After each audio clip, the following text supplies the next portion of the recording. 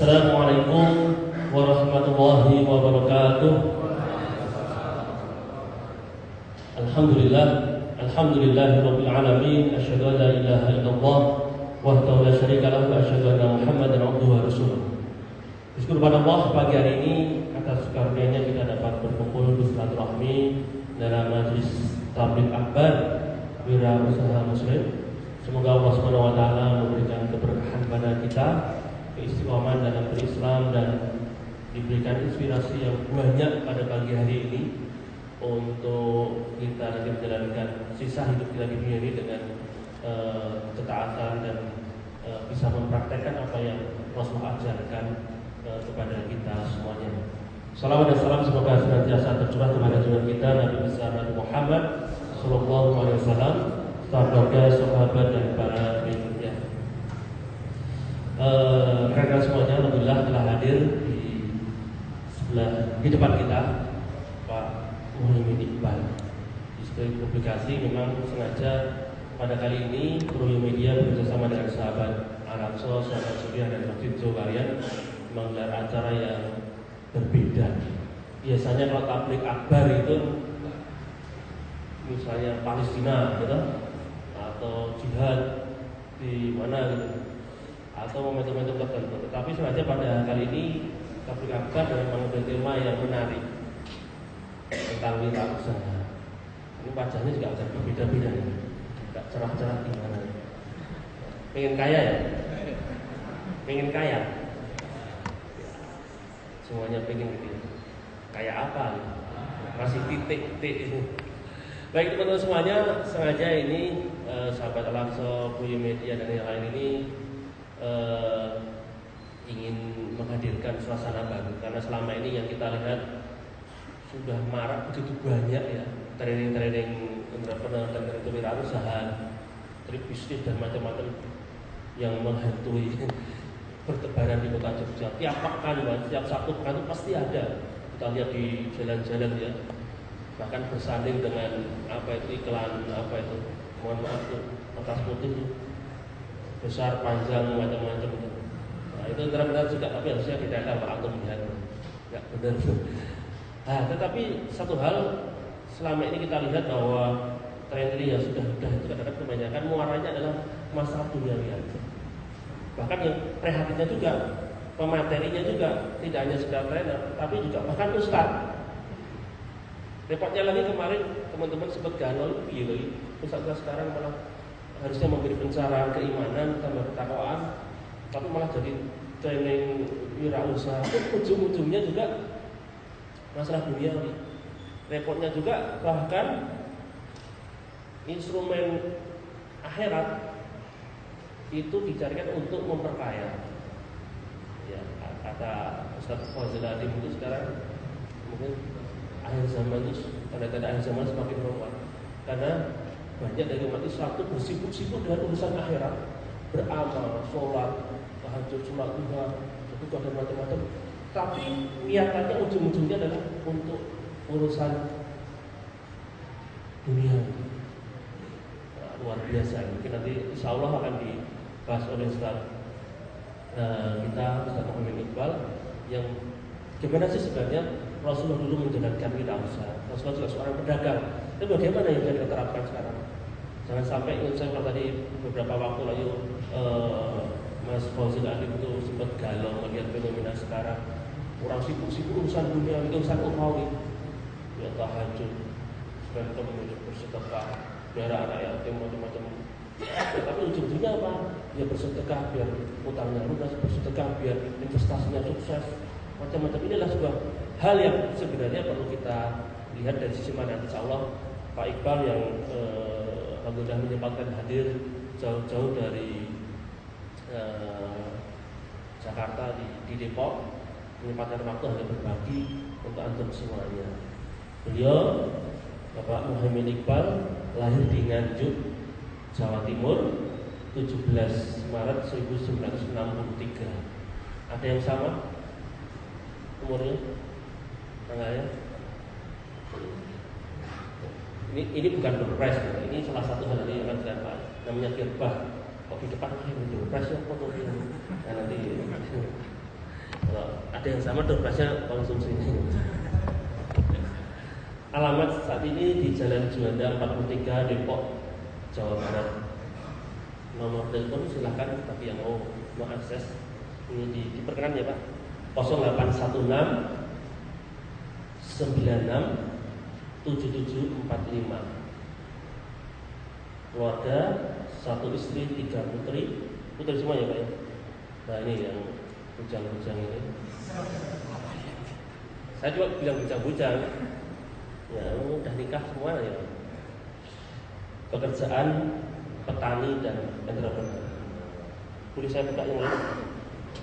Dulu yang dengar kala saya bersama beliau itu adalah ketua Dewan Pembina Sahabat Al-Aqsa, sehingga sering berinteraksi. Yang setahu saya dulu salah satu sebelum hijrah lah gitu ya. Dia salah satu direktur utama asuransi Tugu, salah satu milik BUMN ya, milik pemerintah yang asuransi Pertamina dan lain-lain. Kita sempat menjadi ketua asosiasi asuransi seluruh Indonesia dan alhamdulillah ya, Allah berikan istiqomah budaya sehingga ia tinggalkan dan menjadi petani. Luar biasa, menjadi petani yang hari ini yang saya mohon maaf sebagian besar lebih untuk anak-anak muda sekarang menjauhi menjadi peran seorang petani. Ada yang jadi petani di sini? Tiap hari nyangkul ngarit? Ada? Petani masih nyangkul? Tadi udah cuci tangan belum? Nah, apa ini insya Allah berkah. Sip. Ada kami juga ini di depannya ada pesantren Merbabu dulu Mas Asim mana nikah dapat orang gunung satu kali langsung kena. Ini fenomena yang hari ini dijauhi, tetapi Pak Iqbal mengambil peran di situ dari seorang petani dan entrepreneur luar biasa, dan hari ini dia juga membina banyak masyarakat. Belum lama kemarin 2 tahun ini ya Pak startup sekitar 2 tahun ini dia ngajak anak-anak muda, alumni UI, ITB dan macam-macam membuat sebuah lembaga IT lah, perusahaan IT, dan alhamdulillah luar biasa. Nanti bisa diceritakan sendiri beliau, dan kemarin belum lama dapat istilahnya juara tingkat dunia tentang riset IT itu, dan sekarang Pak Iqbal itu binaannya Pak Iqbal itu sudah face to face dengan binaannya Google di dunia, alhamdulillah. Biar nanti dia cerita sendiri. S1 di IPB tahun 85, tetapi ijazahnya kayak nggak kepake. Kalau teman-teman yang gila ijazah, gila gelar, jangan berpikir deh kalau ketemu dengan Pak Iqbal. Dan alhamdulillah sekarang ya sibuk dengan di mana-mana. Belum lama kami kemarin teman-teman sahabat Rasul diajak safar di Blitar. Belum lama Pak Iqbal itu membeli perkebunan 650 hektar gitu. Dan luar biasa, dulu tuh perkebunan tidak produktif, malah tombok-tombok terus menggaji karyawan. Di situ di perkebunan itu ada berapa kampung, di tengah itu ada kampung buruhnya, pekerjanya. Di situ Pak Iqbal beli perkebunan, dapat 2 masjid, dapat 2 gereja gitu.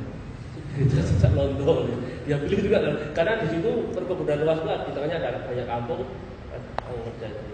Alhamdulillah sekarang menghasilkan luar biasa, bagian dari insya Allah semoga berkah di situ. Motonya tiada balasan suatu kebaikan kecuali kebaikan pula. Alhamdulillah sudah jam 9 dikit ya. Kita mulai ya. Kalau lama insya Allah nih Pak Iqbal paling tidak 1 jam dia akan memaparkan cerita macam-macam, dan nanti akan kita fokuskan lagi, kita beri ruang tanya jawab untuk antum semuanya. Baik, sebelum dimulai, seandainya ada teman-teman panitia dan macam-macam ada yang mengelilingkan kotak, hari ini kita ingin berbagi, ingin membantu saudara kita yang ada terutama di Suriah dan Palestina, yang hari ini kita bersedih kaum muslim di sana itu digencet di banyak sisi. Satu sisi dari koalisi kemusyrikan, yaitu Iran, Lebanon, Rusia, Cina, Vietnam dan lagi mungkin Kuba gitu, itu membombardir luar biasa kaum muslim yang di sana. Di satu sisi lagi Amerika dan koalisi Eropa yang lain juga membombardir.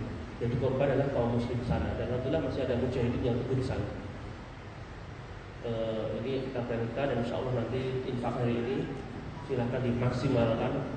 Kalau biasanya infaknya 1.000, hari ini 10.000, yang 10.000, 100.000 atau berapa, silakan yang terbaik, karena insya Allah Allah akan berkahi dari infak kalian ini, dan insya Allah nanti pada sahabat akan diantar langsung dan tidak akan dipotong sepersen pun. Insya Allah kemudian akan disampaikan untuk kaum muslim yang ada di Suriah maupun di Palestina. Baik, teman-teman semuanya, kita beri waktu 1 jam ke depan Pak Iqbal memberikan paparan tentang tema kita hari ini. Tidak hanya sukses tapi juga berkah untuk meraih jannah. Terima kasih. Bismillahirrahmanirrahim. Assalamualaikum warahmatullahi wabarakatuh. Alhamdulillahirabbil alamin. Nabi nasta'in ala umri kulli wajib. Wassalatu wassalamu ala sayyidil mursalin sayyidina Maulana Muhammadin wa ala alihi wasallam. Amma ba'du.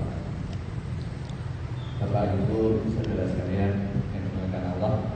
Pertama saya mohon maaf, sengaja saya tidak menyediakan slide atau bahan, karena pengalaman saya kalau saya sediakan slide nanti perhatian Bapak Ibu akan ke slide, nggak ke saya. Kalau saya sediakan bahan, Bapak Ibu akan sibuk membacanya.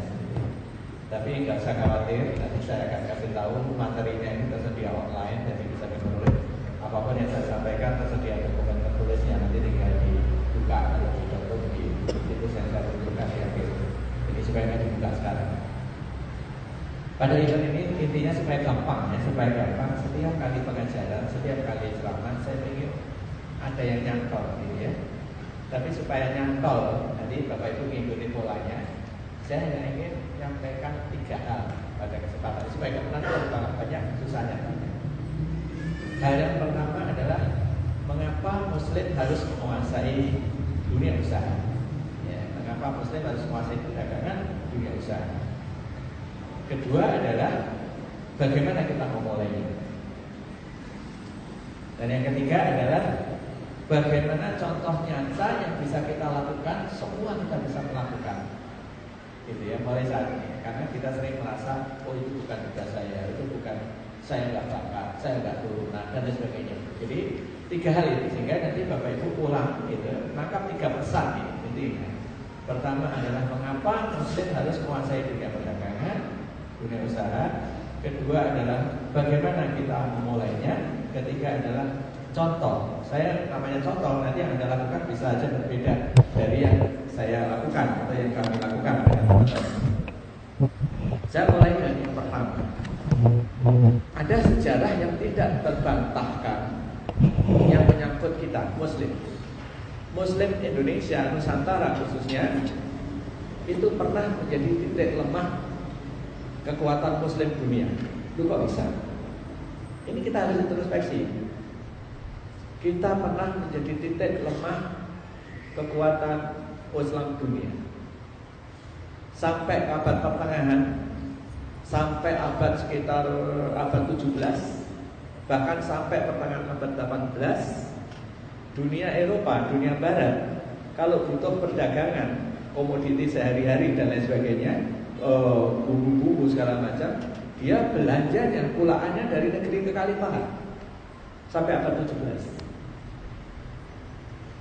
Tetapi karena Muslim di Nusantara lemah, sehingga Belanda dan Portugis dulu, terus kemudian Belanda menguasai kita, melemahkan perdagangan Muslim kita.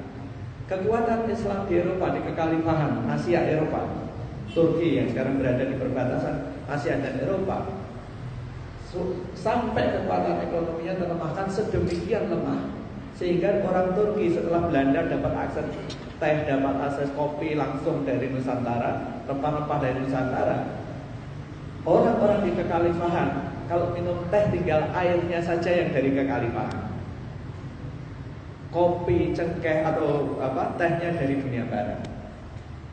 Kok bisa kita memberi titik lemah?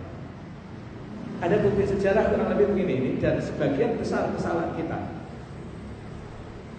sampai kemudian pertengahan abad 18. Tepatnya adalah sekitar tahun 1740-an, 1744 yang ada buku sejarahnya. Itu kurang lebih 1,5 abad setelah Belanda melalui company masuk Indonesia, melalui Banten kemudian Jakarta. Yang kita dengar J.P. Kuhn yang paling terkenal itu masuk Batavia itu tahun 1619. Jadi 1,5 abad setelah VOC masuk Nusantara, VOC mendapatkan izin dari penguasa Jawa waktu itu untuk mengeluarkan uangnya sendiri. Menariknya adalah yang diberi izin mengeluarkan uang itu adalah VOC, yang memberi izin Kerajaan Jawa, tetapi uangnya bukan uang Jawa bertuliskan Jawa, bukan uang Belanda bertuliskan Latin, Gulden misalnya, tapi saat itu uangnya bertuliskan Arab dengan nama Arab. Uang itu bernama dirham min Company Welandawi. Di satu sisi lainnya di baliknya bertuliskan ila jaziratul Jawi al-Akbar, untuk Jawa besar, untuk jazirah Jawa besar. Mengapa? Belanda dapat izin mengeluarkan uang untuk Jawa besar, tulisannya bukan Jawa, bahasanya bukan Jawa atau Belanda, tapi Arab.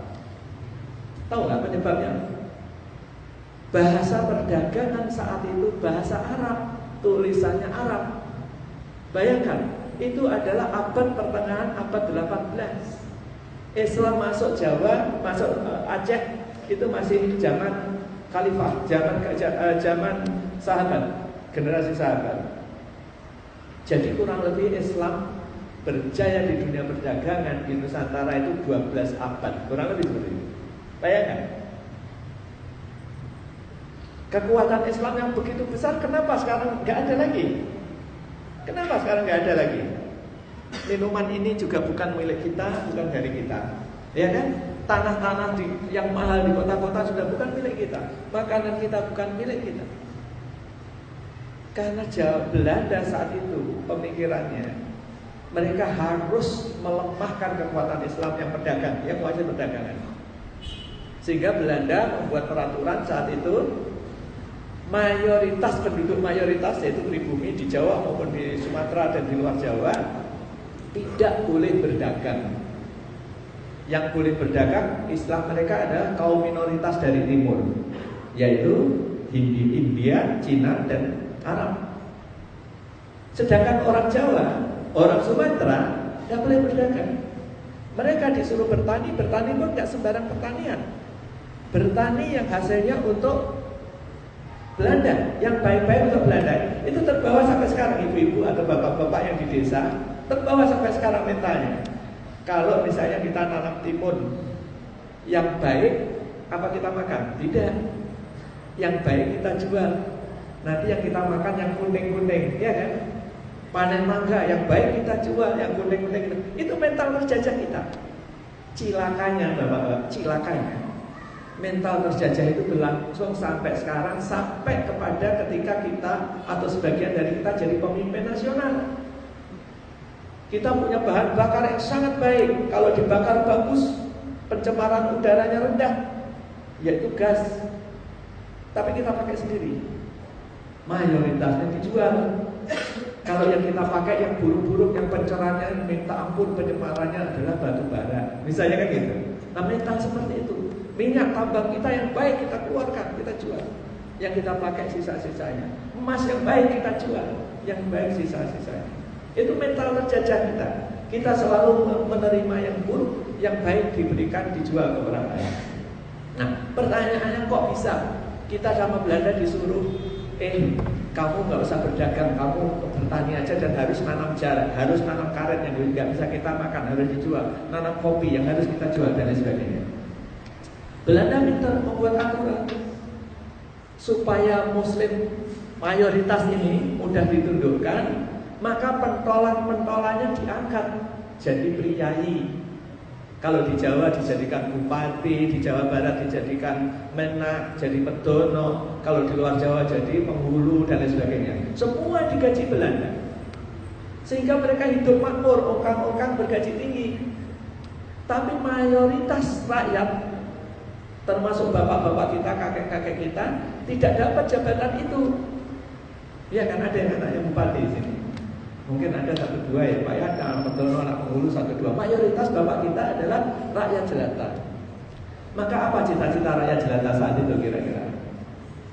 Cita-cita rakyat jelata saat itu, nanti kamu kalau besar sekolah yang tinggi supaya jadi priayi, ya kan? Maka sejak kecil kita dididik sekolah yang tinggi supaya jadi pegawai, jadi priayi. Jadinya sekarang kita semua berlomba jadi pegawai. Nah, kita adalah korban cita-cita bapak-bapak kita, ibu-ibu kita yang waktu itu dalam kondisi terjajah, yang kemudian mentalnya kita teruskan. Dampak dari keterjajahan kita adalah kita lihat sekarang, karena yang jadi pengusaha, jadi pedagang dan lain sebagainya, muslim yang sangat banyak ini, yang menguasai ekonomi sangat sedikit. Akibatnya Bapak bisa lihat, kalau Jawa mungkin kalau di Jogja dan sekitarnya mungkin tanahnya masih dipegang kesultanan ya. Tapi kalau di Jakarta, Surabaya, Semarang, kota-kota besar lain, penguasa tanah itu sudah bukan lagi kita. Di Jakarta misalnya dikepung dengan kota-kota mandiri, ada Karawaci, ada Cikarang, ada Sentul, luasnya ribuan hektar, penguasanya bukan muslim. Di jalan-jalan utama kalau Anda muslim, kita seperti kita keluar dari kantor sholat Jumat setengah mati nyari tempat sholat Jumat di Jakarta di pusat kota. Bisanya masuk ke lorong-lorong gedung tinggi, itu pun parkirnya setengah mati. Kenapa di negeri muslim jalan utamanya tidak ada masjid satu pun? Anda temukan ada masjid di Malioboro, Anda temukan masjid di Jalan Sudirman, Jalan Tamrin Jakarta, tidak ada. Kemana muslim? Muslimnya tenggelam ke desa-desa, ke dusun-dusun. Kalau di kota, di pelosok-pelosoknya yang menguasai jalan-jalan utama bukan lagi muslim. Itu kenapa? Karena kita adalah korban cita-cita untuk menjadi priayi tadi. Kita lebih senang menjadi priayi, sementara dunia perdagangan, dunia bisnis dikuasai oleh orang lain. Sehingga kita kalau ada saudara kita di Palestina yang tadi diumumkan oleh Abah Fani tadi, menderita di pojokan ke sana, pojokan ke sini, kita bisa membantu. Alhamdulillah, semoga Allah meridhoi dan menolong kita. Kita mengedarkan canceling tadi kan. Bayangkan kalau yang duduk ini pengusaha, ya kan? Saudara-saudara kita digencar di Palestina, kalau perlu kita beliin jet kan gitu, iya kan? Loh, iya kan? Tinggalnya beda. Nah seperti itu. Ya, Muslim punya target selain menaklukkan dunia barat yang sudah dilakukan sesuai hadis, sudah ditaklukkan Konstantinopel, tapi Roma kan belum. Muslim masih harus menaklukkan Roma. Dengan apa kita mau menaklukkan? Ya kan? Bayangkan kalau Muslim ini pengusaha kuat, Roma sederhana Pak, kita beli saja gitu. Naklukkannya, ya kan? Mumpung mereka sekarang lagi krisis ekonomi kan gitu. Nah, artinya Muslim membutuhkan seperti Pak Mandi tadi. Muslim butuh kekuatan. Salah satu kekuatan itu adalah dunia perdagangan, dan itulah mengapa Islam juga turun pertama kali di kalangan pedagang. Iya kan? Kebayang nggak kalau Islam turun di kalangan pegawai? Suruh hijrah nanti minta izin atasannya. Mending kalau atasannya Muslim, kalau atasannya musyrik pasti dicegah kan gitu. Bayangkan kalau turun di kalangan petani, ada perintah hijrah, dia nunggu panen dulu, kan gitu. Nah, artinya yang mudah dengan kaki itu adalah pedagang.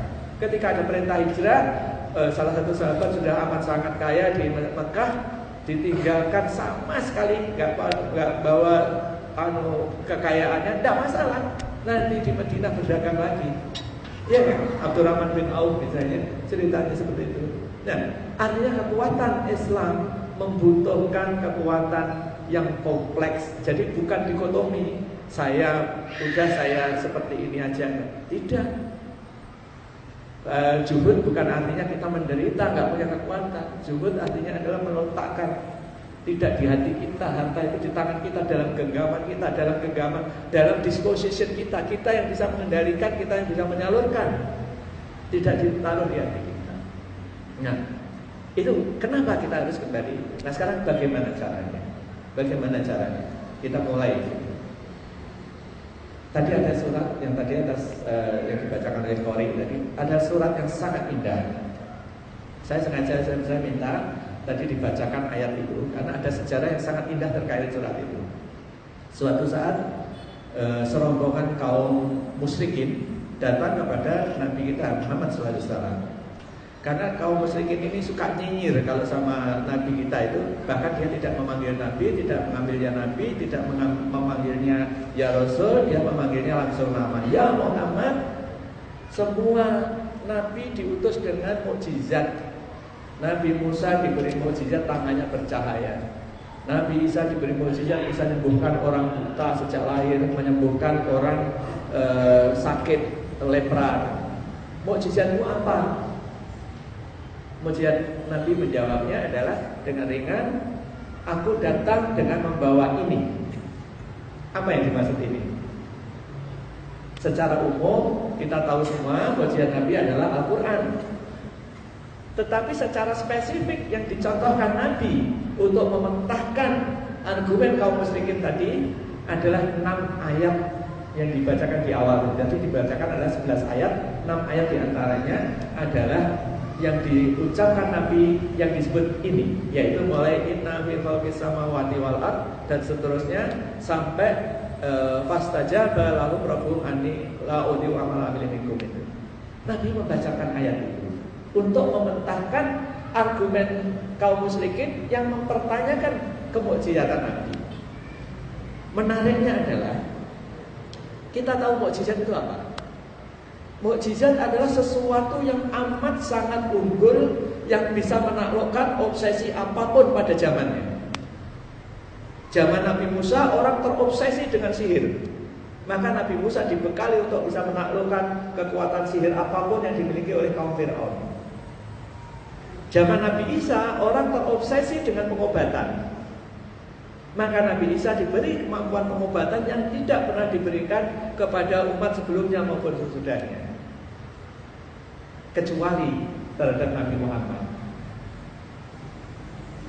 Para mufassirin mentafsirkan mukjizat Nabi Muhammad adalah seluruh mukjizat yang diberikan kepada nabi-nabi sebelumnya plus mukjizat yang diperlukan untuk umat Nabi Muhammad sampai akhir zaman.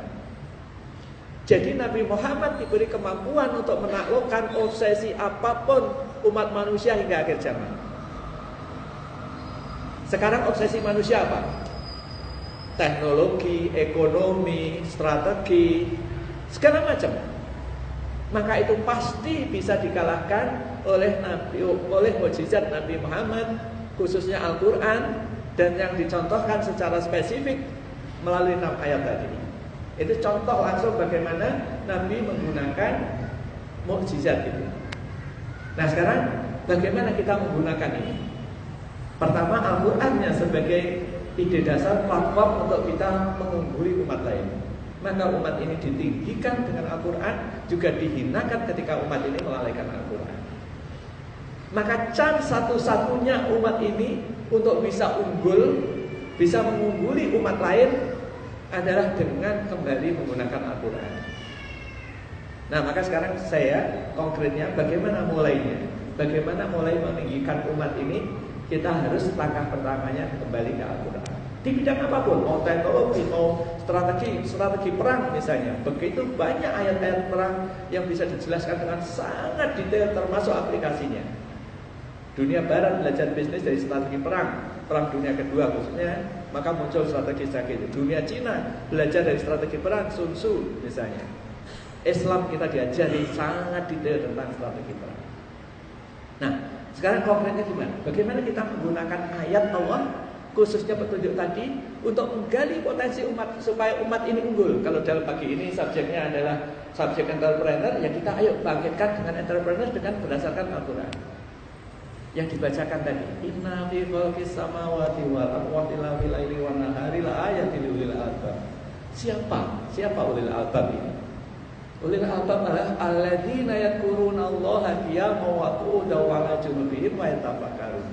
Ada orang yang selalu dalam kondisi berdiri, dalam kondisi duduk, dalam kondisi tidur, artinya setiap saat memikirkan apa?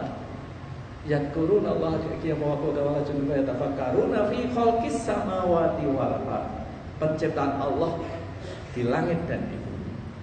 Kemudian ingat Allah, Rabbana ma khalaqta hadza batila subhanaka wa qina adzabannar.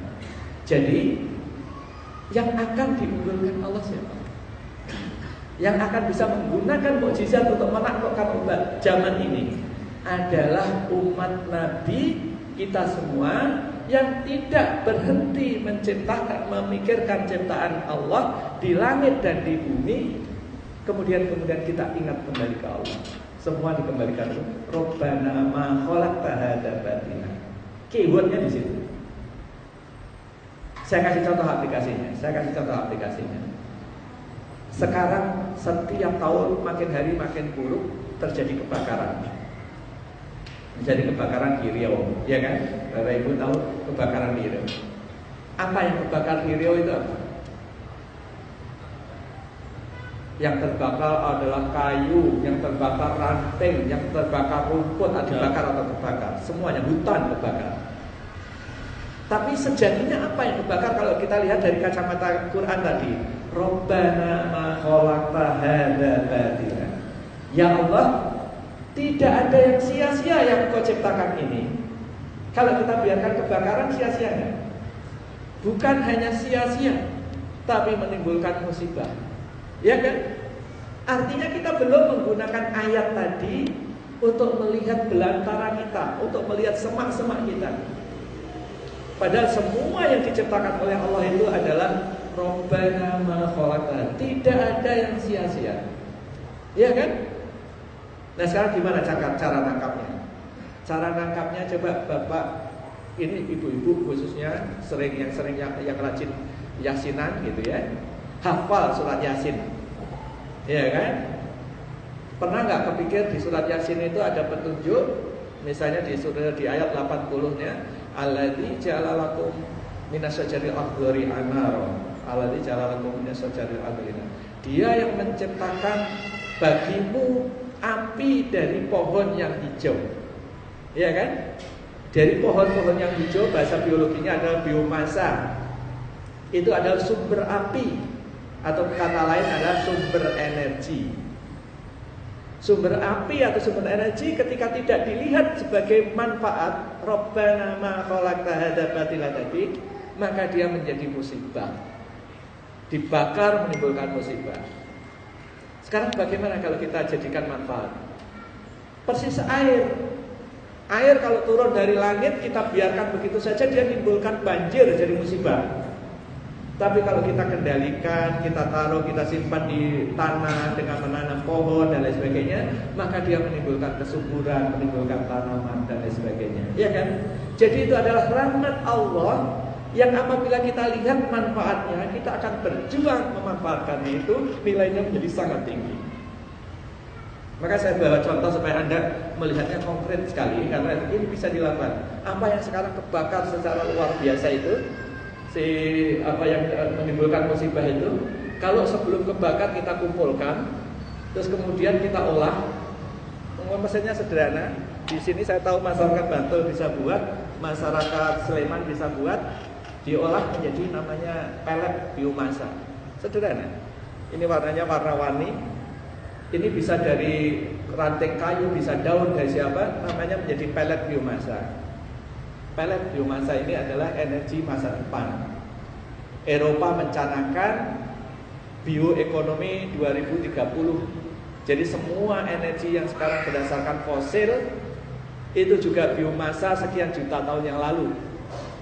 Nah, tapi kalau energi dari biomasa zaman sekarang, dia lebih bersih karena setiap keluar CO2 diserap lagi oleh tanaman yang tumbuh di CO2 yang lain.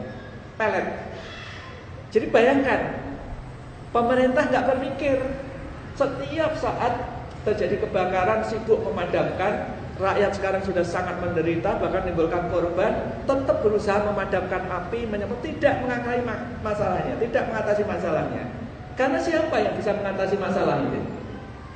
Dalam Al-Quran, siapa yang bisa mengatasi masalah itu adalah orang yang menguasai inti masalah. Siapa yang menguasai inti masalah? Itulah ulul albab tadi. Siapa ulul albab? Orang yang tidak berhenti berpikir tentang ciptaan Allah di langit dan di bumi tadi. Jadi bayangkan, hanya dengan satu ayat Bapak bisa menghindari kebakaran tadi, bahkan menjadikan manfaat. Berapa banyak sekarang api terbuang percuma, asap terbuang percuma, gara-gara tidak ada yang mikirin ayat ini. Ya kan? Teknologinya nggak tinggi, orang Bantul, orang Sleman bisa membuatnya. Bahkan ini saya ambil dari contoh di Bantul.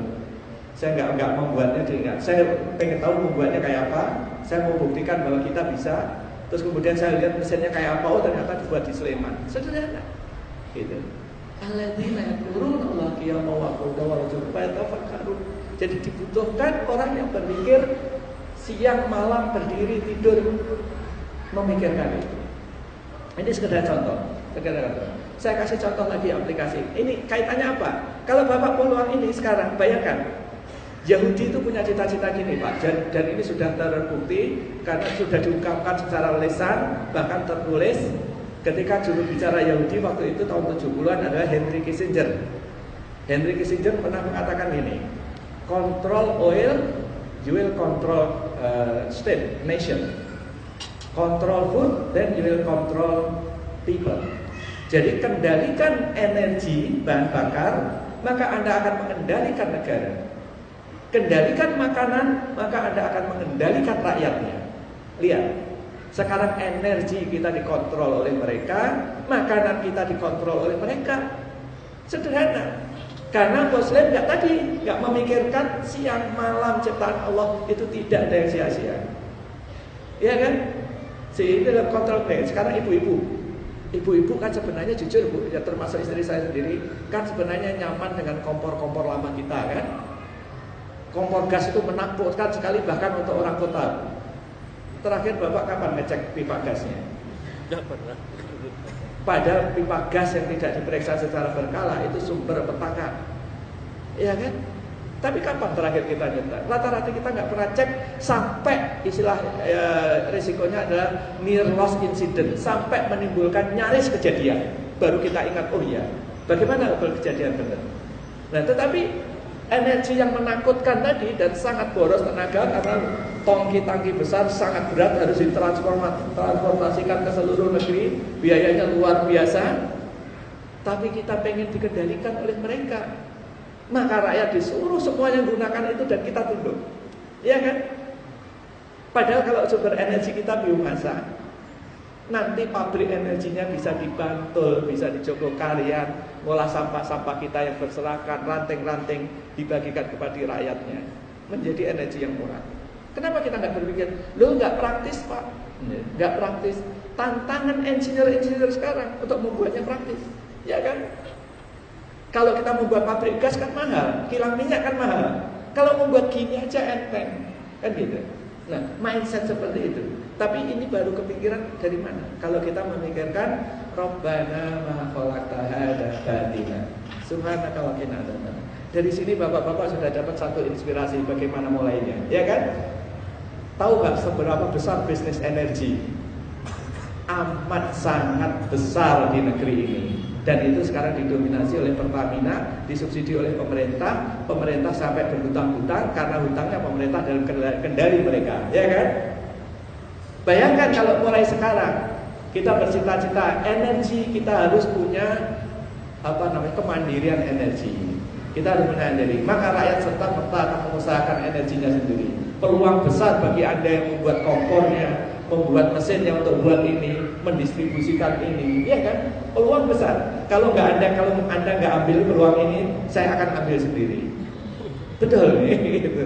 Ini menarik sekali. Maka saya sebelum datang ke sini, saya sempatkan datang lebih pagi kemarin untuk muter ke sekitar Jakarta potensi apa yang sudah diolah masyarakat sini, supaya saya tahu apa yang bisa Anda lakukan dengan ini.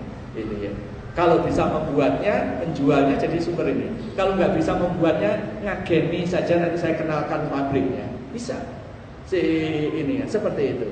Kalau bisa buat mesinnya, buat sendiri. Kalau nggak bisa, pesen saja mesinnya kepada tetangga Anda di Sleman. Saya bisa kasih tahu namanya. Ada peluang di depan mata untuk bisnis energi yang selama ini dikuasai hanya oleh Pertamina. Jadi Anda mungkin menjadi pesaing Pertamina dalam waktu dekat, ya kan? Ya, why not? Gitu kan, kembali dan itu satu. Tapi kita melakukan ini bukan semata-mata ekonomi. Kita melakukan ini karena umat ini harus mandiri. Karena ada sunnah yang memerintahkan ini. Dari mana? Sebab kita tahu ini ada sunnah ini. Ada sunnah Rasulullah SAW bahwa Muslim itu bersirkah dalam 3 hal. Lahan, yaitu pengelolaan lahan untuk sumber makanan, air, dan api atau energi. Maka lihat dampaknya. Ketika Muslim meninggalkan sunnahnya, maka dampaknya dalam hal lahan tadi dikuasai oleh orang lain. Dalam hal air sekarang kita jualan air, bahkan Muslim ikut jual air. Gitu. Sunnahnya bukan begitu. Yahudi jualan air, Muslim membeli sumur diwakafkan, itulah sunnahnya. Kan itu. Nah, tetapi untuk bisa mewakafkan sumur kan mahal. Supaya kita bisa membeli pabrik-pabrik airnya Yahudi, kan butuh uang. Dari mana caranya? Muslim kembali kuasai perdagangan. Nah, itu kembali ke sana. Kalau sekarang kita melihat misalnya, Muslim begitu banyak yang miskin, bayar rumah sakit harus dengan riba, yaitu BPJS, ya kan? Padahal obatnya banyak sekali yang tidak halal, uangnya BPJS dikelola dengan ribawi dan lain sebagainya. Muslim terpaksa memakai. Kenapa gak dikembalikan dengan cara Islam? Bagaimana cara Islam mengelola kesehatan? Sederhana. Kesehatan, pendidikan adalah medan berinfak, berdakwah. Dalam sejarah Islam, orang sakit itu ketika Muslim berjaya, orang sakit itu masuk rumah sakit gratis.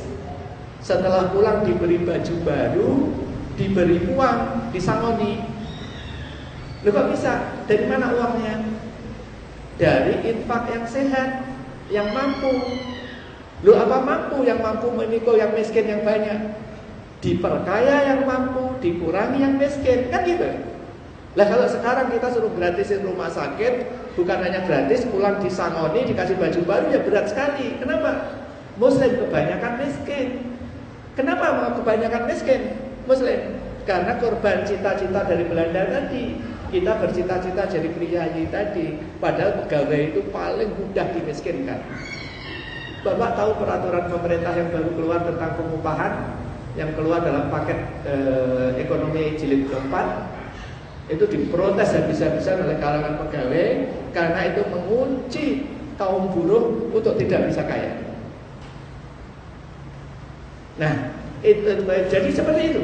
Pegawai itu paling mudah dimiskinkan. Dia disuruh nabung melalui jaminan hari tua segala macam, tapi nilai uang diturunkan, tabungannya angkanya tinggi, daya belinya turun. Dan itu cita-cita Yahudi, membuat miskin semaksimal mungkin, orang di luar Yahudi mengizinkan yang kaya sebagian saja. Caranya keluar dari rantai itu gimana? Berdagang. Maka 9 dari 10 pintu rezeki berdagang, atau zaman sekarang berwirausaha. Mulainya dari mana? Mulainya dari yang paling gampang adalah memperhatikan apa yang ada di sekitar kita. Rabbana ma khalaqta hadza batila. Kalau kita terus memikirkan itu, janji Allah kita akan sampai derajat namanya ulil albab. Siapa ulil albab? Orang yang terus berpikir tadi. Siapa ulil albab? Orang yang nantinya akan Allah beri hikmah. Barang siapa diberi hikmah oleh Allah, di surat lain Al-Baqarah 269, barang siapa diberi hikmah maka dia diberi kebaikan atau kekayaan yang sangat banyak, kekayaan dalam arti luas. Yang orang yang bertakwa terus mengingat Allah, dia akan diberi ilmu oleh Allah, ilmu yang tidak diajarkan kepada manusia lain. Wattaqullah wa yu'allimukumullah di surat Al-Baqarah 282. Jadi mulainya adalah dari sana, dari petunjuk, karena dari petunjuk itulah yang akan membawa mukjizat yang akan mendikan umat. Kadang petunjuk Allah, karakter petunjuk Allah itu percaya Bapak. Jadi Al-Qur'an itu adalah tibyana likulli syai' wa hudan wa rahmah wa busra. Al-Qur'an itu adalah jawaban untuk seluruh masalah. Dia petunjuk, dia rahmat, dan dia kabar baik. Gitu kan? Saya kasih contoh. Bapak punya problem apapun, Al-Quran bisa menjawabnya. Sampai kiai saya dulu menyederhanakan supaya benar-benar santrinya, saya nggak tahu sekarang masih ada nggak kiai yang meyakinkan keimanan santrinya sampai sedemikian yakin gitu ya, sampai dia mencari apapun di Al-Quran. Kalau saya ada belum tentu itu berarti harus diajarkan gitu. Sampai kiai saya mengungkapkan gini, kalau teklek saya hilang, orang Jogja pasti kenal teklek ya Pak ya. Kalau teklek saya hilang, saya nyarinya di Al-Quran. Artinya nyari jawaban persoalan yang besar, yang kecil, semuanya di Al-Quran. Saya tadi sudah kasih contoh, ngatasi kebakaran yang sampai sekarang presiden nggak bisa ngatasi, pemerintah nggak bisa ngatasi, Al-Quran akan ngatasi tadi. Dengan memikirkan jadi ini aja sudah teratasi. Kalau sebelum ini, sebelum berbuat apa-apa, sudah ada satu solusi di surat Nuh. Faqul tastaghfiru rabbakum innahu kana ghaffara yursilis sama alaikum bidrara wa yumditkum bi amwali wa banin wa yaj'al lakum jannati wa yaj'al lakum anhara. Istighfarlah, maka akan diturunkan hujan yang lebat. Iya enggak? Sekarang jungkir balik memadamkan api dengan mengundang pesawat dari mana-mana, sebelum terbang saja pesawatnya sudah terhalang asap dulu kan gitu. Iya kan? Belum terbang. Tapi satu perintah sederhana di Al-Quran, fakultus taghfiru rabbakum, kita disuruh beristighfar, kita tidak lakukan. Ya kan? Nah, itu jawaban Al-Quran begitu konkret. Kalau Allah kasih petunjuk itu karakternya hudalinas wa bainatin minal huda wal furqan. Petunjuk bagi manusia dan penjelasan atas petunjuk itu. Jadi kalau Allah kasih petunjuk A, kita pengen tahu jawabannya. Ulama sepakat tafsir Al-Quran terbaik adalah dengan ayat-ayat Al-Quran lainnya. Ya kan? Saya kasih contoh misalnya, tadi kita disuruh menciptakan, memikirkan ciptaan Allah di langit dan di bumi, terjadi siang malam dan malam.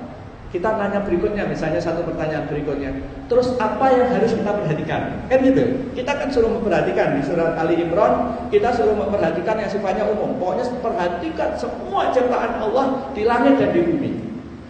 Kalau itu diperlakukan, maka kita akan jadi ulil albab. Ulil albab adalah orang yang nantinya membawa mukjizat ini, mengimplementasi mukjizat ini untuk menaklukkan obsesi apapun umat di zaman ini. Nah sekarang kita pengen tahu, contohnya apa sih yang disuruh memperhatikan?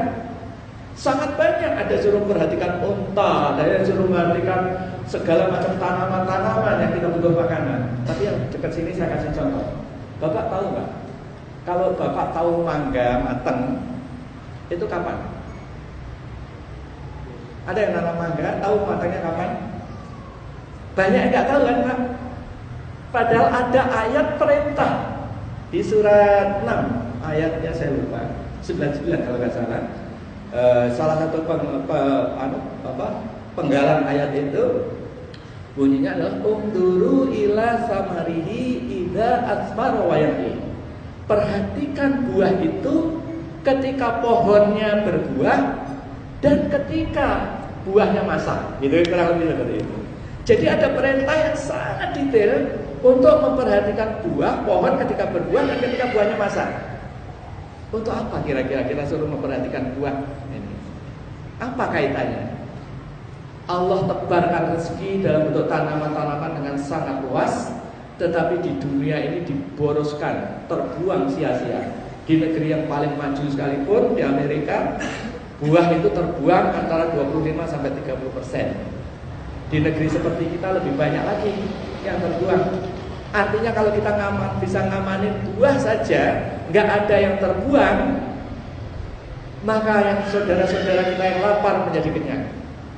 Cukup untuk makan kita semua. Itu pentingnya. Nah sekarang kita coba. Kita nggak pernah lakukan ini, nggak pernah ngamatin buah, nggak pernah ngamatin secara detail ketika buah itu matang. Dampaknya apa? Kita tahu buah matang kalau sodot sudah tahu duluan, ya kan? Kita sudah tahu dan telat, oh sudah jatuh dimakan codot, gitu. Ya kan? Kenapa sama codot kita kalah? Codot sama Allah diberi mata yang besar supaya dia bisa melihat dalam kegelapan malam. Diberi telinga yang kayak sonar, kayak corong, supaya dia kayak sifatnya kayak sonar, sehingga dia bisa terbang sangat cepat di antara ranting-ranting tanpa tabrak. Pernah nggak lihat pagi-pagi ada codot jatuh, oh tabrakan?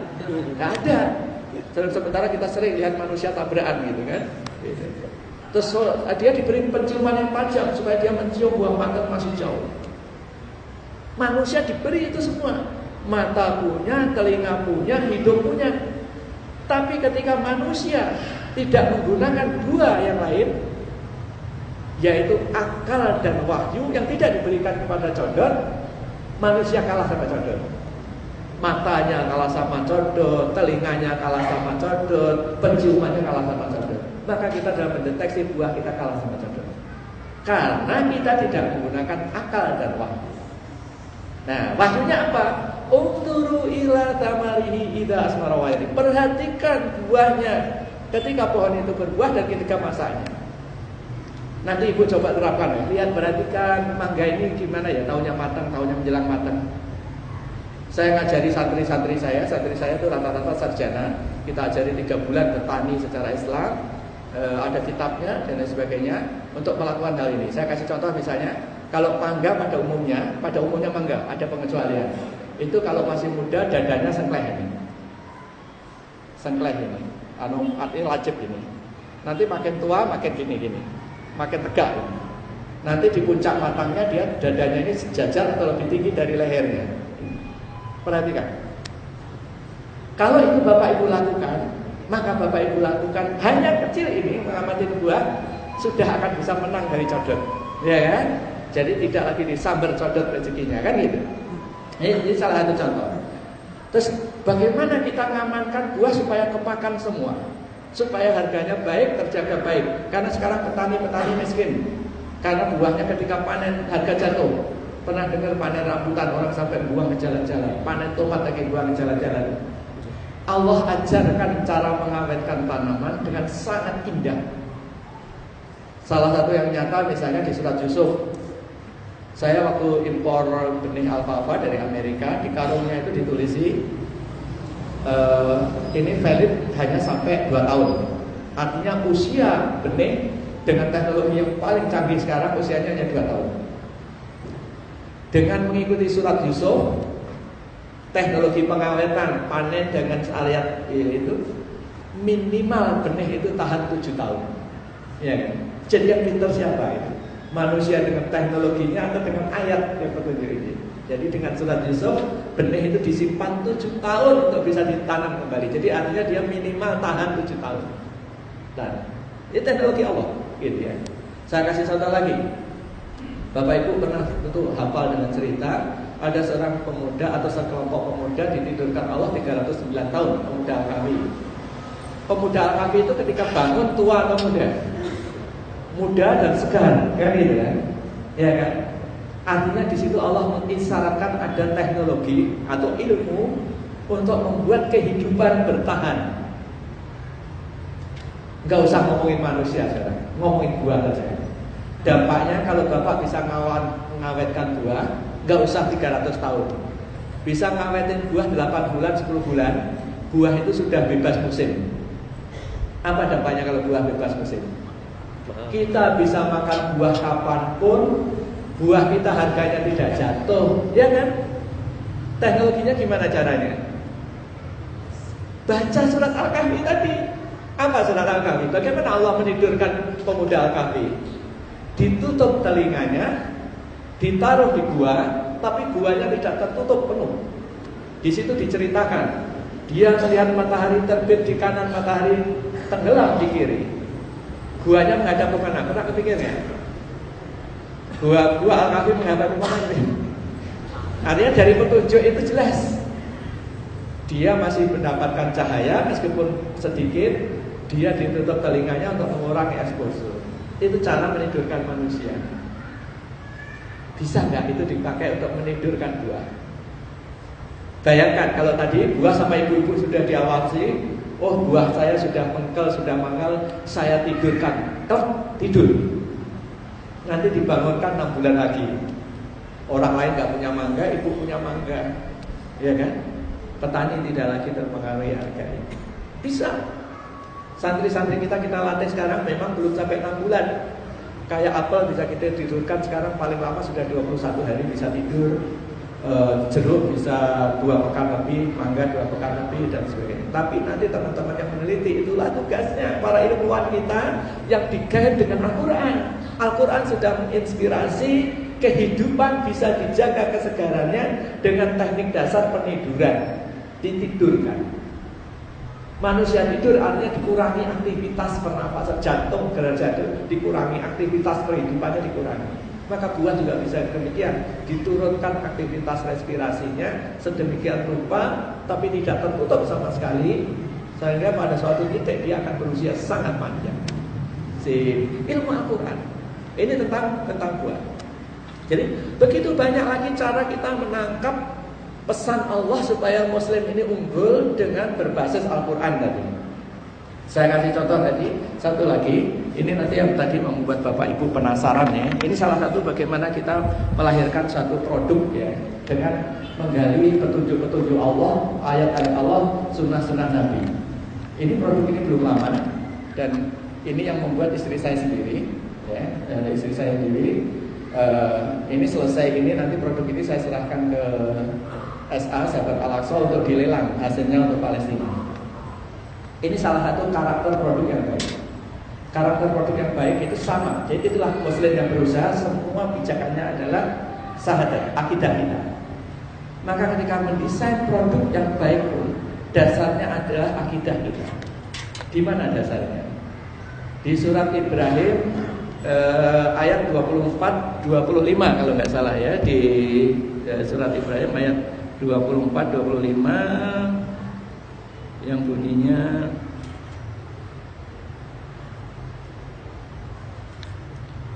Alam taro kaifa daraballahu masalan kalimatan thayyibah kasajaratin thayyibatin asluha sabit wa far'uha bis sama tu'ti ukulaha kulahin bi rabbiyah. Jadi Allah memberikan contoh kalimat yang baik.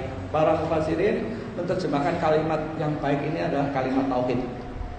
Artinya itu menjadi dasar semua kegiatan kita adalah tauhid kita. Tauhid yang baik, kalimat yang baik itu seperti pohon yang baik. Asluha sabit, akarnya kuat kokoh. Wa farquha bis sama, cabangnya menjulang sampai langit, menjulang tinggi. Tu'ti ukulaha kulahin bi rabbiha, memberikan buahnya sepanjang waktu dengan izin Tuhan.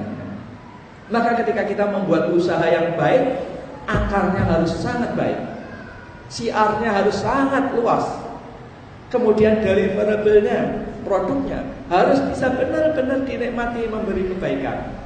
Kayak itu.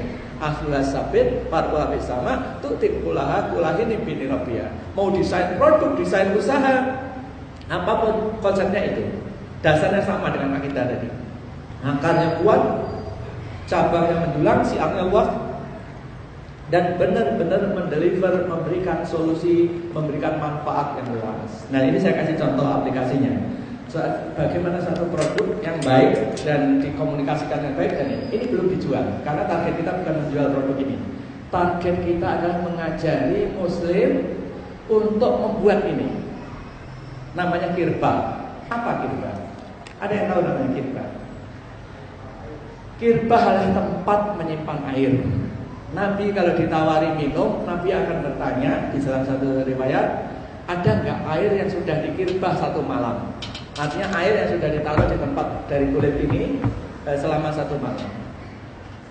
Tapi saya akan cerita dulu bagaimana kita sampai produk ini bisa hadir dan diajarkan kembali ke umat. Suatu saat di akhir Ramadan lalu, jadi ini produk belum lama, jadi Bapak Ibu bisa ambil sebagai contoh bagaimana meng-create suatu produk dan mengembangkan dan mendevelopnya sampai dia menjadi produk. Sebagai contoh, supaya nanti yang dibawa pulang ilmunya tadi konkret gitu ya, contoh, melihat contoh gitu. Suatu saat kami sekeluarga alhamdulillah diberi rezeki oleh Allah untuk itikaf di Masjidil Haram. Saya ketika itikaf itu saya amati kayaknya ada something wrong yang dilakukan umat ini tapi tidak disadari. Itulah gunanya Al-Quran. Al-Quran adalah cahaya. Barang segede ini Pak, di depan mata tidak kelihatan kalau nggak ada cahaya, ya kan? Ini kelihatan karena ada cahaya. Dan itulah Al-Quran. Nah, umat ini mayoritas belum melihat sesuatu dengan Al-Quran, sehingga nggak kelihatan. Hutan dibakar menimbulkan musibah nggak kelihatan masalahnya. Ya kan? Karena nggak melihat dengan Al-Quran. Nah, demikian pula jutaan umat Islam melaksanakan i'tikaf 10 hari terakhir di Ramadan. Setiap hari satu orang menghabiskan minimal saya hitung 5 gelas. Kalau di Masjidil Haram, Bapak Ibu yang punya rezeki ke sana, minum dari air dari plastik, ya kan? Setelah itu plastiknya dibuang. Bayangkan satu orang membuang 5 plastik ini sehari. Ada jutaan umat. Dan Bapak Ibu tahu, plastik itu dipakai minum sesaat, setelah itu menjadi sampah abadi. Sekarang 86% kerusakan di laut karena sampah plastik. Ya kan? Waktu itu kami berpikir, Masya Allah, pasti bukan ini ajaran Nabi. Sama Nabi kita disuruh memperbaiki alam, disuruh menjaga keseimbangan. Di Al-Quran bahkan sangat jelas di surat Ar-Rahman, Allah tatghaw fil mizan. Jadi Allah menciptakan bumi yang usianya sangat panjang, bumi dan langit yang sangat besar mengembang sejak Big Bang sudah 13,6 miliar tahun. Tapi Allah berpesan kepada manusia, Allah tatghaw fil mizan, jangan dirusak keseimbangan itu. Kenapa? Ternyata karena manusia yang usianya sangat kecil, usianya sangat pendek, bisa merusak alam. Dan itu puncaknya di zaman ini. Ketika untuk minum bahkan sedang beribadah pun kita sambil merusak alam. Ya kan? Maka karena kami penasaran, pasti bukan ini yang dikehendaki oleh Allah dan Rasulnya.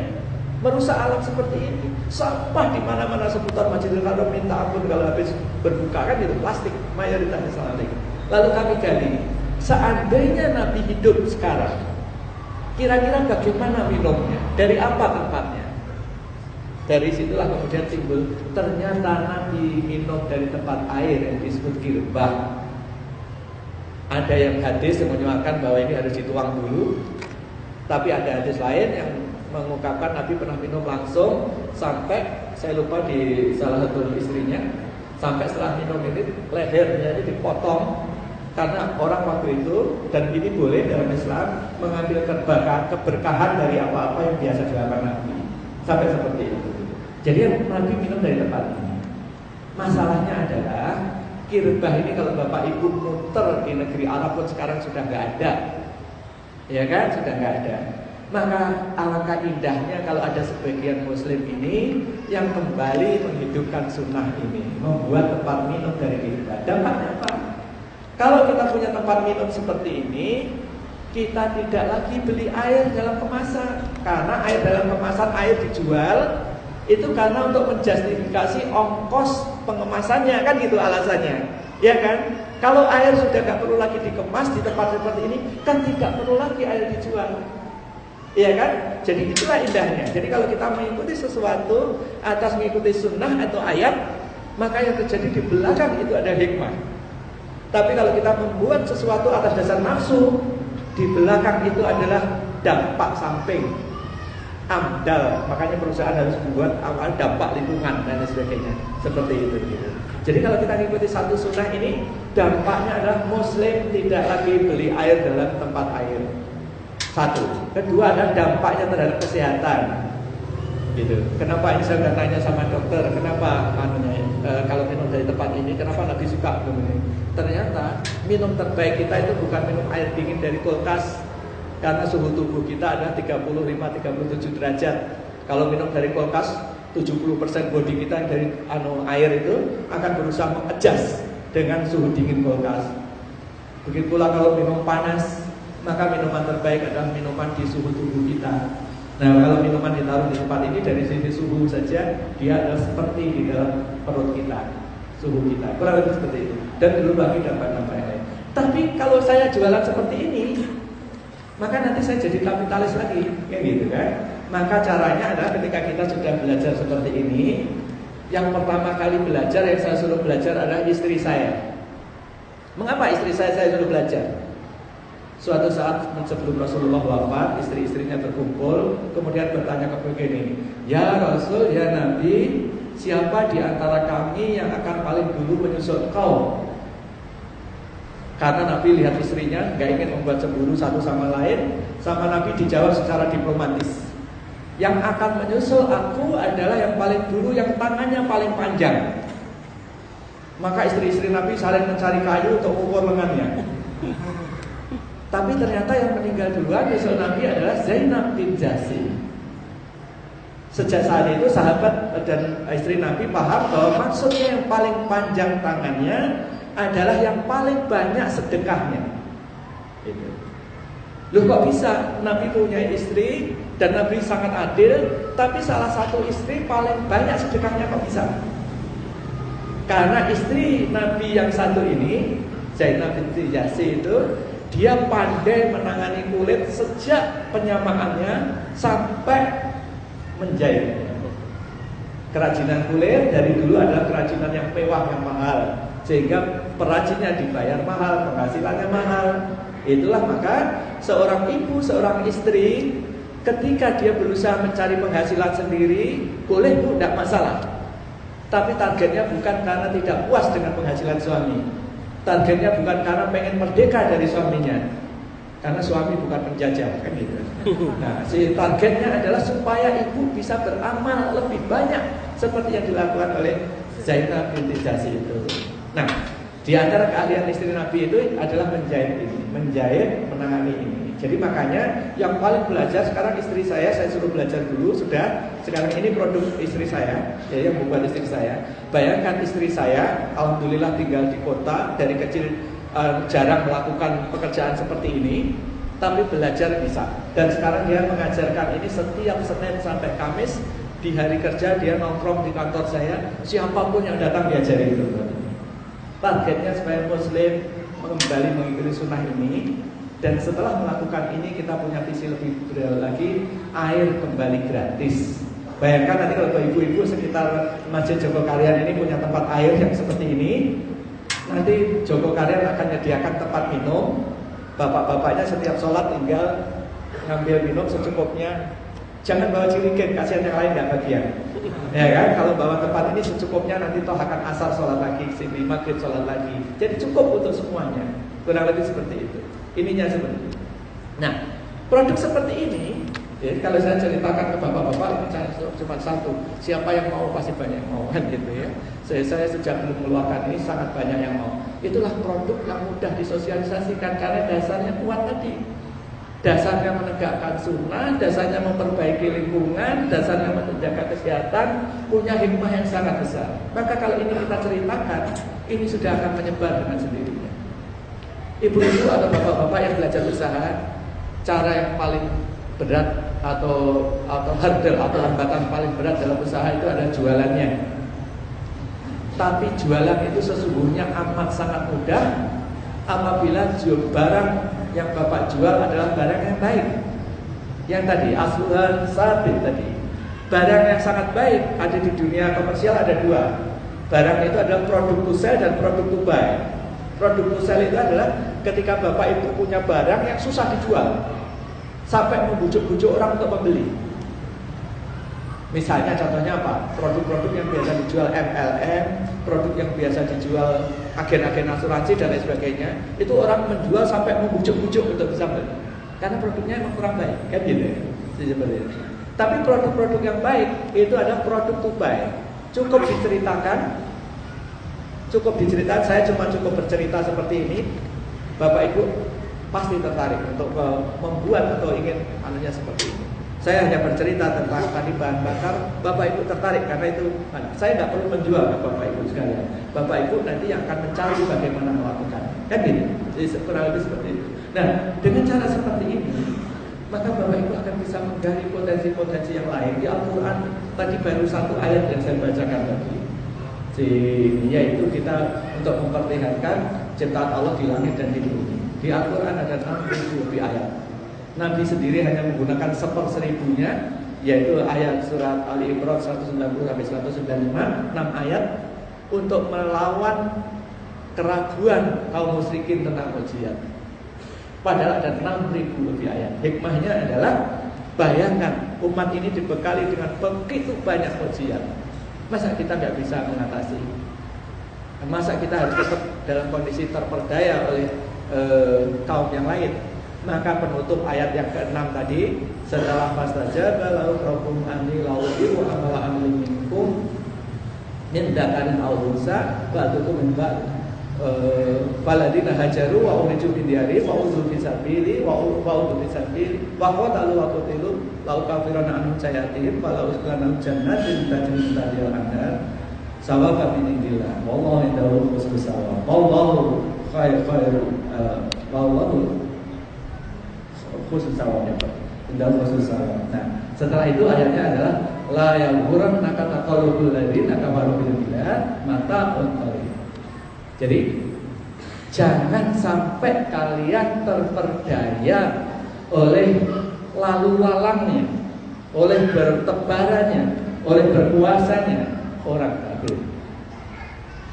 Jadi lihat konteksnya.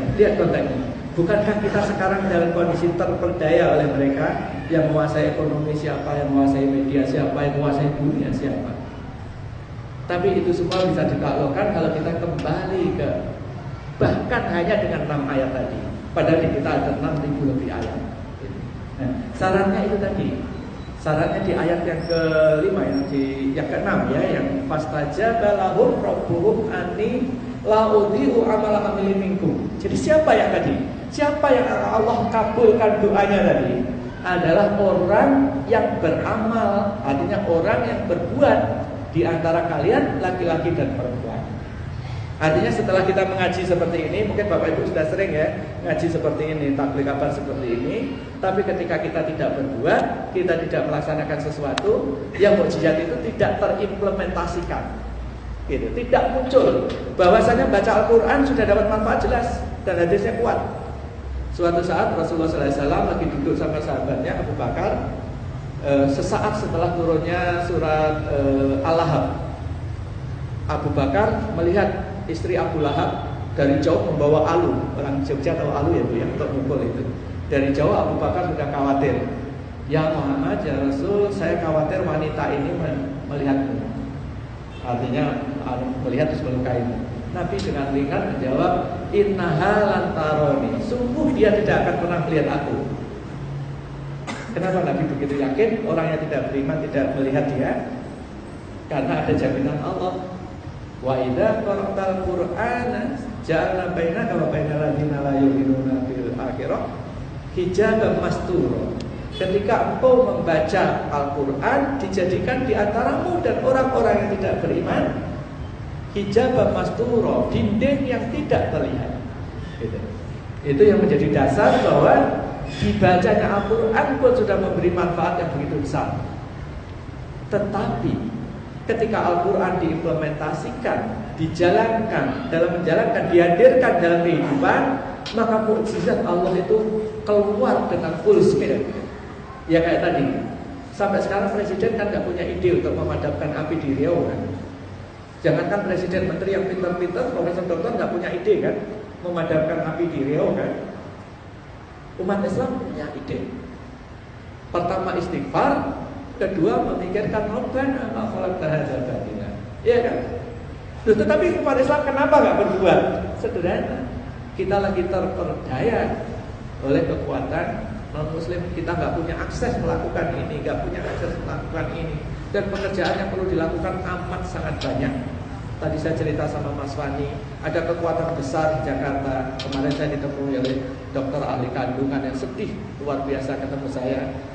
Karena ada kekuatan rumah sakit di Jakarta yang sudah mengantongi izin 700 atau 900 untuk rumah sakit baru, dan itu non muslim gitu. Dan mereka siap mencaplok semua rumah sakit milik umat Islam yang lagi sekarat. Bayangkan, di sekolah mereka mentargetkan juga secara luar biasa. Maka kami sudah merintis sekolah dengan kota Al-Fatih. Alhamdulillah sudah 10 kota. Kami sudah kerja jungkir balik 3 tahun ini, merekrut ratusan guru, lebih dari 300 guru baru hadir di 10 kota. Padahal lawan kita begitu kuat di sana dan lain sebagainya gitu. Nah, maka dari itu umat Islam harus mampu gitu. Umat Islam harus mampu karena tantangan kita sangat besar di luar sana. Kita tentu insya Allah Allah menolong kita, bukan dari kita yang amin, tapi mudah-mudahan seperti yang di ayat tadi. Karena Allah akan mengabulkan doa kepada siapa? Kepada orang-orang yang bekerja amala amilin minkum min dzakarin aw unsa, kepada laki-laki dan perempuan yang berbuat yang benar-benar melaksanakan sesuatu, bukan hanya membayangkan kita berdoa, membayangkan tanpa berdoa, tapi kita benar-benar berdoa. Nah, dengan pengawalan ini nanti mungkin sudah dengar Anda jawab sebenarnya. Jadi ini saya ingin gariskan tadi yang tadi di awal saya cerita 3 hal mengapa Muslim harus menjadi pengusaha asuransi perdagangan. Karena tadi kita dahulu menguasai perdagangan, sebabkan Islam turun di kalangan pedagang-pedagang yang perkasa. Kita direndahkan atau dirusak mental dagang kita oleh penjajah, hingga dampaknya kita sekarang ada korban dari mental-mental yang terjajah itu. Itu pertama. Karena untuk menguasai kembali dakwah Islam kita membutuhkan kekuatan, segala macam kekuatan itu. Yang kedua, bagaimana memulainya? Memulainya adalah dengan mulai dari Al-Quran yang diamalkan, petunjuk yang ada dari Al-Quran. Kita bisa mulai dari tempat manapun. Cuma kalau kita menggunakan ilmu manusia untuk memulai, ilmu manusia itu sifatnya dugaan, sesaat sepertinya benar, besok terbukti keliru. Saya kasih terbesar abad ini adalah pupuk. Pupuk itu kan dikira dulu penyelamat kebutuhan pangan manusia. Sejak tahun 40-an sampai tahun 80-90 masih dianggap penyelamat bagi kebutuhan manusia. Tetapi belum sampai 1 abad sekarang sudah disadari bahwa ternyata pupuk menjadi sumber bencana kehidupan. Karena dia sekarang tanah-tanah di Jawa sudah turun drastis produktivitasnya karena pupuk, dan menimbulkan begitu banyak penyakit. Nah sekarang kalau kita mau bertani dengan apa gitu? Allah berikan di Al-Quran kembali pupuk organiknya dari apa? Al-Quran ada misalnya di surat An-Nahl 10-11 Allah bercerita tentang pupuk hewani. Di surat Yasin 34 Allah bercerita tentang 33 dan 34 Allah bercerita tentang pupuk dari nabati. Kemudian dari sumber laut, pupuk terbaik sekarang kalau itu kurang dari laut, garam aja sederhana itu sudah lebih efektif dari pupuk-pupuk yang buatan manusia. Jadi melimpah pupuk-pupuk yang seperti. Nah itulah manusia. Maka kita harus memulainya dengan petunjuk Al-Quran tadi. Mulainya sama Allah diperintahkan kita untuk memperhatikan apa yang ada di sekitar kita. Nah kalau kita memperhatikan apa yang ada di sekitar kita, terus menerus kita pikirkan, maka Allah angkat kita menjadi ulil albab. Siapa ulil albab? Orang yang nantinya insya Allah Allah diberi hikmah. Hikmah kedudukannya di atas ilmu. Jadi diberi ilmu yang bermanfaat yang bisa menyelesaikan segala macam persoalan. Nah, mudah-mudahan dengan pengantar ini waktunya sekali.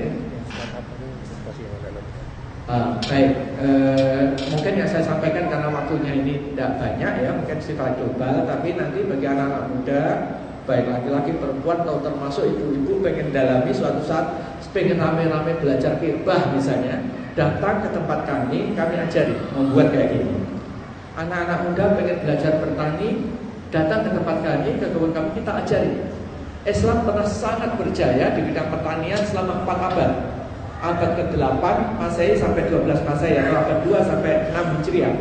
Bahkan kitab pertanian Islam kalau sekarang diajarkan di fakultas pertanian manapun di dunia, dia lebih unggul. Kitabnya namanya Al-Filaha. Kitab Al-Filaha itu ketika Islam terusir dari Spanyol, kitab-kitab umat Islam kebanyakan dibakar oleh Spanyol. Al-Filaha tidak. Kenapa? Karena Al-Filaha digunakan mereka untuk panduan pertanian. Spanyol digunakan selama 6 abad dalam kondisi bahasa aslinya, bahasa Arab. Karena baru diterjemahkan ke bahasa Spanyol sendiri sudah awal abad 19. Diterjemahkan ke bahasa Prancis akhir abad 19. Yang terjemahkan ke bahasa Inggris malah sudah tim kami bulan Ramadan lalu. Bahasa Indonesia belum, tapi sudah kita ajarkan. Nah, artinya kalau pemuda-pemuda ingin bertani secara Islam, kembali membuat revolusi pertanian, bisa belajar ke kami.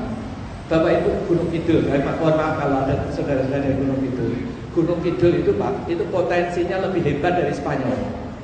Jadi revolusi pertanian bisa mulai dari Gunung Kidul.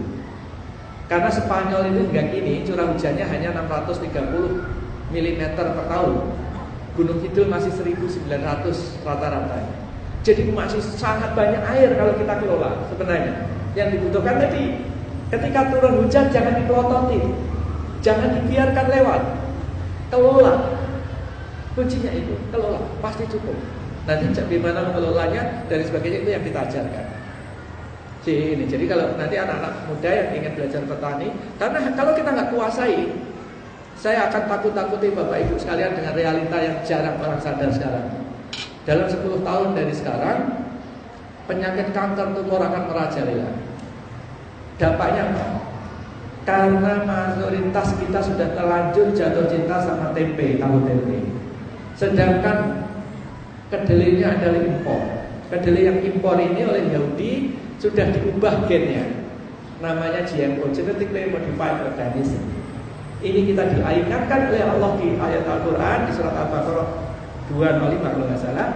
Ketika mereka di belakangmu, mereka akan merusak tanaman dan keturunan. Ini sekarang dilakukan. Dan itu dampaknya 20 tahun. Jadi kita semua makan GMO itu mulai tahun 2003 puncaknya, dan kira-kira dampaknya baru 12 tahun, yang mungkin masih 12 tahun lagi. Nah, kalau nggak mulai sekarang kita mulai memikir nanam kedelai sendiri. Sapi, kita makan daging sapi menurut kita kan halal, Pak. Tapi saya sudah surati MUI, suratnya masih ada sekarang. Saya sudah surati di MUI karena saya sangat takut daging yang kita beli di supermarket atau di tempat-tempat pembelian daging itu sudah daging binatang jalalah. Tahu nggak Bapak Ibu binatang jalalah? Binatang jalalah adalah sapi, kambing yang tadinya halal tetapi diberi makan makanan yang najis. Kenapa saya sangat khawatir dengan makanan najis untuk sapi? Bapak bisa buktikan, beli majalah namanya Trogos, majalahnya peternak. Di situ selalu ada iklan pakan ternak, dan yang diantara diiklankan adalah tepung darah. Jadi siapa yang beli itu? Nah, makanya Muslim harus menangani makanannya sendiri. Makanya Muslim tadi harus bersikap menangani tadi. Dan kita diberi contoh, diberi manual menghidupkan bumi yang mati dengan cara apa? Di surat Yasin 33 dengan biji-bijian yang dimakan. Di antaranya kedelai, kacang remuk. Jadi biji-bijian saja bisa menghidupkan tanah yang mati. Kedelai bisa ditanam di mana saja di bumi yang mati menurut Yasin 33 tadi. Kenapa kita harus impor? Nah, ini semua bisa kita ajarkan. Jadi teman-teman yang pengen belajar, nanti kita ajarkan ada di startup center namanya di Depok. Jadi bisa belajar pertanian, bisa belajar teknologi, bahkan binaan kita anak-anak muda dari UI yang saya pilih dari lulusan terbaik, perguruan tinggi terbaik, kita bina yang tadi diceritakan Mas Fani tadi. Tahun lalu 2014 mereka jadi startup perusahaan muda, perusahaan baru terbaik se-Asia. 2 pekan lalu dia menjadi runner up nomor 2 terbaik se-Asia dan Eropa. Yang adakan di Turki. Itu anak muda yang kita bina gitu ya. Jadi mereka kita targetkan 10 tahun sejak kita bina, sekarang udah 3 tahun, mereka akan head to head berhadapan dengan Google gitu kan. Kita sekarang semua kalau Bapak tersesat nyari informasinya kemana? Google. Iya kan? Bukankah ada petunjuk yang menjamin kita tidak akan tersesat selamanya? Al-Quran. Kenapa Al-Quran gak kita gunakan? Ya kan? Karena kita tidak terbiasa mencari sesuatu di Al-Quran. Anak-anak sampai orang tua kita mencari segala sesuatu di Google. Jadi kitab sucinya orang sekarang pindah ke Google. Padahal Google itu kalau mengasih informasi persis seperti yang diinformasikan melalui hadis Nabi, bahwa ketika jin itu memberi informasi kepada manusia, mungkin ada satu benar, disesatkan dengan 1000 yang sesat, kan gitu kan gitu ya. Google demikian, coba Bapak cek nyari sesuatu gitu, dikasih jawaban benar satu, tapi diimbui sekian juta yang lain yang menyesatkan. Saya mencari misalnya mencari zaitun, olive misalnya. 1-2 benar artikel tentang olive, tentang zaitun. Selebihnya 240 juta yang lain, informasi tentang restoran, tentang pakaian dalam wanita, tentang segala macam itu dimasukkan ke situ. Gitu. Nah, sedangkan kalau Bapak mencari informasi di Al-Quran tidak pernah tersesat demikian. Maka sekarang kalau Bapak-bapak pengen nyoba seperti apa sih kalau Google tapi Al-Quran dasarnya, pernah lihat? Ini termasuk yang kami tugaskan anak-anak muda binaan kami itu untuk menyaingi Google dengan Al-Quran. Sekarang mungkin belum sempurna programnya kita, tapi mereka punya waktu 7 tahun lagi untuk menyempurnakan. Insya Allah saat itu sudah ada hasilnya. Sekarang sudah bisa Anda lihat di huda.id, huda.id, huda.id. Anda bisa nyari apapun di situ, nanti Al-Quran akan menjawabnya. Jadi cari apa di situ, Al-Quran akan menjawabnya di huda.id. Bagaimana kalau Anda mencari sesuatu di situ, gak keluar jawabannya? Yang salah siapa kira-kira? Yang salah ya yang mainnya gitu kan. Ya karena Al-Quran janji Allah tibyana likulli syai' menjawab semuanya. Kalau Al-Quran nggak mau jawab karena Anda mencari yang salah kan gitu. Itu lebih seperti itu. Nah ini yang paling potensi seperti itu. Jadi kami melatih anak-anak muda baik dengan latar belakang apapun untuk bisa meninggikan kalimat Allah dengan mukjizat Al-Quran. Tidak lain. Kami tidak mengandalkan teknologi, karena teknologi segala macam kita bisa menidurkan buah, tapi itu tidak diajarkan di perguruan tinggi manapun. Kami membuat kirbah ini untuk bisa membuat kulit dijahit tidak bocor. Ilmunya dari mana? Karena perguruan tinggi saya temui para ahli kulit nggak bisa membuat ini. Gitu. Ilmunya harus kita gali lagi di Al-Quran. Dapatnya di mana? Di surat An-Nahl. Kita disuruh memperhatikan rumah lebah. Pernah nggak Bapak Ibu lihat rumah lebah kebanjiran? Nggak ada. Meskipun dibuat dari remah-remah kayu, rumah lebah itu nggak ada yang kebanjiran, nggak ada yang bocor. Sementara sepandai-pandai manusia tukang buat masjid ini aja bocor semua kan gitu Pak. Ya, bekas-bekas selalu ada bekas bocornya kan gitu. Lebah nggak ada bocor karena lebah sama Allah diberi wahyu dan wahyunya itu exactly digunakan. Manusia diberi wahyu, wahyunya diambilkan. Nah maka kalau kita bisa gunakan wahyu dan digunakan seperti ini, kita numpang dengan ilmunya lebah membuat rumah. Jadi setelah kulit dijahit, kita trik dengan namanya lilin lebah. Jadi lilin lebah itu untuk melapisi, masuk ke pori-pori, sehingga membuat kulit yang dijahit tidak bocor, bisa menjadi tempat minum. Ternyata manfaatnya lilin lebah bukan hanya mensil tidak bocor, juga mensterilisasi. Nah itulah hikmah ketika kita mengambil sumber dari Al-Quran. Mudah-mudahan apa yang serba singkat ini cukup untuk memberikan inspirasi ke Bapak Ibu sekalian. Nah nanti bagi anak-anak muda atau bagi ibu-ibu kalau pengen suatu saat ingin dalam ini, selain bisa komunikasi via email, juga bisa ke kantor kami di Startup Center.